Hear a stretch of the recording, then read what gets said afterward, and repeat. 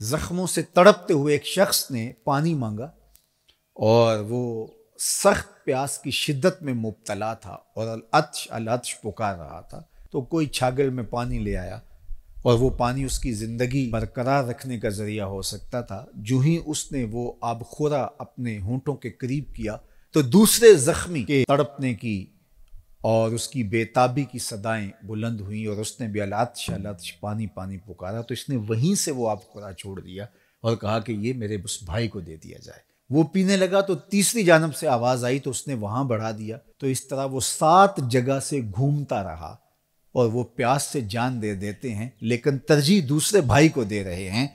یہ تھا دوسرے کے لیے پسند کرنے کا جذبہ، اور آج ہماری صورتحال اس سے مختلف ہے۔ اس لیے آج ایک ماں کے بیٹے، ایک باپ کے بیٹے ایک دوسرے کے لیے سینوں میں نفرت رکھے ہوئے زندگی کو کتنی تلخی سے بسر کر رہے ہیں۔ زندگی محبت سے گزرتی ہے، نفرتوں سے نہیں گزرتی۔ جب آپ کا دل کشادہ ہوگا، دل کا شیشہ صاف ہوگا، یہ شفافیت زندگی میں جمال پیدا کرے گی، زندگی میں خوبصورتی پیدا کرے گی۔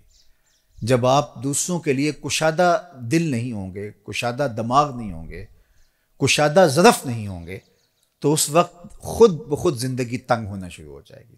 تو وہ ضابطہ دیا میرے اور آپ کے آقا و مولا نے کہ لا یؤمن احدکم حتی یحب لاخیہ ما یحب لنفسہ۔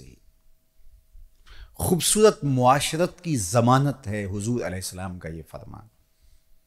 یہ دلوں کی تختیوں پہ نقش کر لیجئے اور اس کو زندگی کا منشور بنا لیجئے۔ زندگی سوکھی بھی ہو جائے گی اور آپ ایک نافع وجود کی شکل میں اس معاشرے کا حصہ ہوں گے۔ اور وہ کیا ہے؟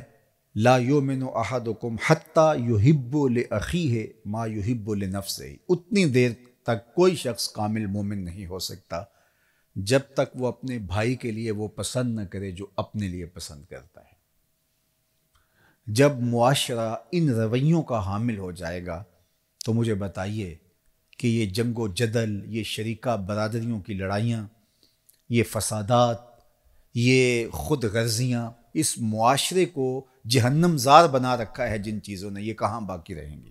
صرف یہ حدیث حسن معاشرت کی ضمانت ہے اگر اس پر میں اور آپ عمل پیرا ہوں۔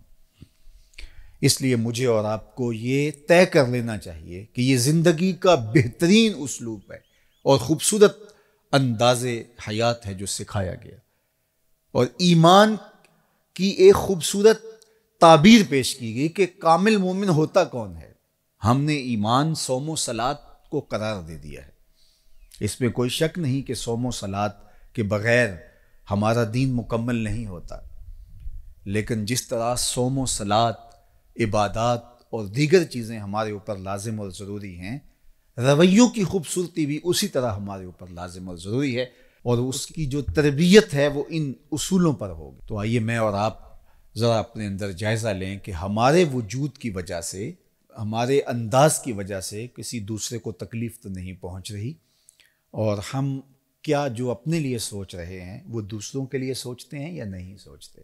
خوبصورت انسانی رویے اسی معاشرت میں پنپتے ہیں جب اس طرح کی سوچیں نشو و نما پاتی ہیں، اور اس کے مقابل جب خود غرضی کا مزاج پیدا ہوتا ہے تو پھر معاشرہ انسانوں کا معاشرہ نہیں رہتا، وہ وحشیوں کا اور درندوں کا معاشرہ ہو جاتا ہے۔ اس لیے یہ حضور علیہ السلام کا فرمان کہ اتنی دیر تک کوئی شخص کامل مومن نہیں ہو سکتا جب تک وہ اپنے مومن بھائی کے لیے وہ پسند نہ کرے جو اپنے لیے پسند کرتا ہے۔ ہمیں پتہ ہے کہ ہمارے لیے اچھا کیا ہے اور ہم کن چیزوں سے سرشاری خوشی اور فرحت محسوس کرتے ہیں، اور ہم وہی اپنے دوسرے بھائی کے لیے جب کریں گے تو ایک صالح معاشرت تشکیل پانا شروع ہوگی، اور یہ مقصود ہے دین کا، ایک پاکیزہ معاشرہ تشکیل پانا، دوسرے کو ترجیح دینا، ضرورت ہوتے بھی دوسرے کو ترجیح دینا۔